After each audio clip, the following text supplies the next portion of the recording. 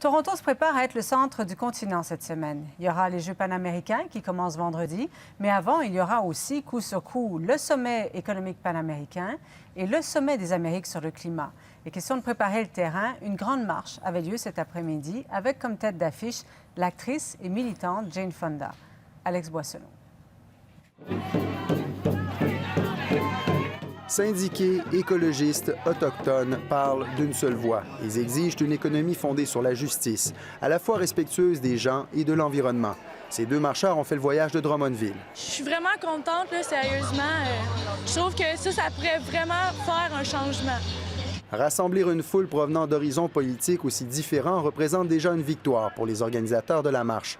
Plus d'une centaine d'organismes ont mis l'épaule à la roue. C'est la coalition la plus diverse, en fait, qu'a connue le mouvement environnemental pour le climat au Canada. Le président de la Fédération des travailleurs de l'Ontario admet que la relation entre le syndicat et les groupes de défense de l'environnement n'a pas toujours été positive. Il rappelle cependant que tous partagent les mêmes intérêts à long terme, des emplois de qualité et un écosystème viable pour leurs enfants.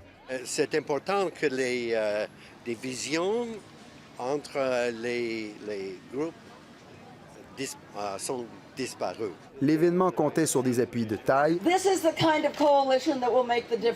comme l'actrice américaine Jane Fonda, qui milite depuis les années 60. C'est pas nécessaire de choisir entre l'économie et le climat.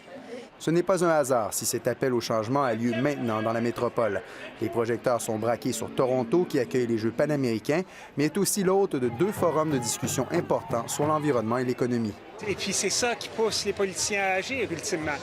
Ils sont poussés par la volonté du peuple. Tous les marcheurs espèrent maintenant que leur opinion sera entendue par les décideurs qui se rassembleront au Sommet des Amériques sur le climat qui doit commencer mardi. Ici Alex Boissonneau, Radio-Canada, Toronto.